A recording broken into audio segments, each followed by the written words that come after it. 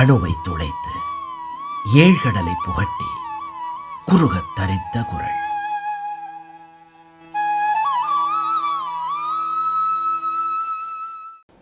ஜெய ஸ்ரீராம். ஸ்ரீ டிவி நேயர்களுக்கு வணக்கம். படைமாட்சி என்ற அதிகாரத்திலே ஒரு குறளை இப்போது நாம் பார்க்கலாம். அடல் தகையும் ஆற்றலும் இல் எனினும் தானை படைத்தகையால் பாடு பெறும் என்று இந்த படைமாட்சியிலே 768வது குறளிலே திருவள்ளுவர் என்ன சொல்லுகின்றார் என்றால், அடல் தகை என்றால் வலிமை,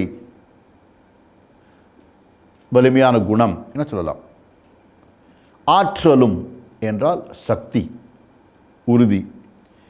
இல்லெனினும், இல்லெனினும் என்றால் இல்லை என்றாலும், அதாவது ஒரு படைக்கு அதற்கு தேவையான வலிமையான குணம் இப்போது இல்லை என்றாலும் கூட, அதற்குரிய ஆற்றல் சக்தி இப்போது இல்லை என்றாலும் கூட, தானை அந்த படையானது படைத்தகையால் என்றால் படைக்கு உரிய அந்த சாதுரியத்தால், அந்த பயிற்சியால், அல்லது படை என்ற தோற்றத்தால், வீரர்கள் கம்பீரமாக சீருடை அணிந்து கையிலே வாளேந்தி அது ஆயுதம் ஏந்தி அணிவகுத்து நிற்கின்ற அந்த பாங்கினாலே பாடு பெறும், அந்த படை பெருமை பெறும் என சொல்லுகின்றார் வள்ளுவர்.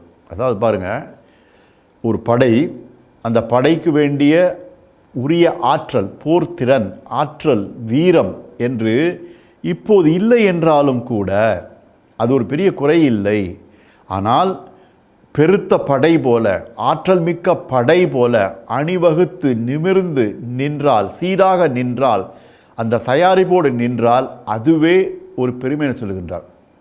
இது என்ன சொல்லுவார் என்றால், குறிப்பாக சொல்கிற வள்ளுவர் என்ன சொல்கின்றார் என்றால், ஏதோ போர் செய்வதற்கு அந்த சீருடை அணி போதும் என்று சொல்லவில்லை.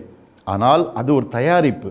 எப்படி இராணுவம் என்று பார்க்கின்ற பொழுது தினசரி போர் இல்லை, போர் நடக்க வேண்டும் என்பதல்ல, இராணுவத்தை உண்டாக்கிய காரணத்தினாலே போர் புரிய வேண்டும் என்றல்ல. இராணுவம் என்பது அடிப்படையில் இன்றைக்கெல்லாம் தாக்குதல் வந்தால் அதை தடுப்பதற்குரிய ஒரு பெரிய அரணாக இராணுவம் இருக்கின்றது. குறிப்பாக பாரத நாட்டு இராணுவம் என்பது தேவையில்லாமல் அந்நிய நாட்டை போய் தொந்தரவு செய்வது கிடையாது.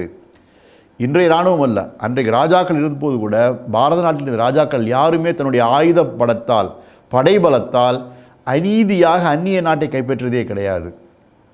உலக நாடுகள் வர்த்தகம் செய்தது, கலாச்சாரத்தால் மற்ற நாள் அடிவினை செய்ததை தவிர பாரதம் தன்னுடைய ஆயுத பலத்தால், மிருக பலத்தால் பிற நாடுகளை அடிமை கொண்டதே கிடையாது. அதுதான் பாரதத்தினுடைய மிகச் சிறப்பான ஒரு வலிமை என்று சொல்லுவேன். ஏனென்றால் ஆன்றோர்கள் சான்றோர்கள் நிரம்பி கலாச்சாரத்தில் மிக உச்சநிலையில் இருந்த பாரத நாடு மானுடத்தை அறிந்த காரணத்தினாலே வீரம் செறிந்த நாடாக இருந்தாலும் கூட அன்பு செறிந்த நாடாக இருந்தது என்பதை அறிகின்றோம். எனவே வள்ளுவர் சொல்கின்றார் என்றால், ஒரு வீரமிக்க படை என்று வேண்டும் என்று சொன்னால் அதற்கு முன் தயாரிப்பாக சீருடை, அணிவகுத்து நிற்றல், அந்த பெருமையோடு இருக்கின்ற போது அந்த தோற்றமே ஒருவித நல்லதொரு இம்ப்ரெஷன் சொல்வார்கள், ஆங்கிலத்தில் இம்ப்ரெஷன் அப்படின்னு சொல்லுவார்கள், தோற்றத்தை கொடுக்கும். ஒரு எதிரி பார்க்கின்ற பொழுது இந்த படைக்கு அந்தளவு வீரம் இல்லை என்றால் கூட தோற்றத்திலே வீரமிக்க படையாக தோன்றினால் அதுவே எதிரியை சற்றே யோசிக்க வைக்கும் சொல்லுகின்றார். The first impression is the best impression ஆங்கிலம் சொல்வார்கள். ஆள் பாதி ஆடை பாதி என்பார்கள். அப்போது தோற்றம் என்பது மிக மிக அவசியம். போர் வீரர்கள் ஏன் அந்த கேடயம் தவிர இராணுவ உடை அணிகிறார் என்று சொன்னால், அந்த உடை அணுகின்ற பொழுது, சீருடை அணுகின்ற பொழுது உள்ளுக்குள்ளே ஒரு பெருமிதம் வரும், அந்த மனப்பான்மை வரும். இவையெல்லாம் நம்முடைய தோற்றத்தை சொல்லுகின்றது. இந்த எந்த ஒரு மருத்துவர் என்று இருக்கின்றார், டாக்டர்னா அதுக்கு ஒரு சீருடை அணுகின்ற பொழுது அவருக்கு அந்த கர்வம் வரும், அதற்குரிய நினைப்பு வரும், அதற்குரிய எண்ணம் மேலோங்கும். ஒவ்வொரு துறைக்கும் சீருடை என்ற காரணம் என்னென்று சொன்னால், அந்த சீருடை அணுகின்ற பொழுது அவர்களுக்குள்ளே அந்த மன மாற்றம் ஏற்படும். அதுபோலத்தான் இராணுவ வீரர்களுக்கும் சரி, ஒரு நாட்டில் இராணுவ வீரர்களுக்கும் சரி, சீராக அணிவகுத்து நிற்கின்ற பயிற்சி முறை தொடர்ந்து செய்கின்ற பொழுது அவர்கள் உள்ளத்திலே, அந்த தோற்றமே உள்ளத்திலே ஒரு மாற்றத்தை ஏற்படுத்தும்.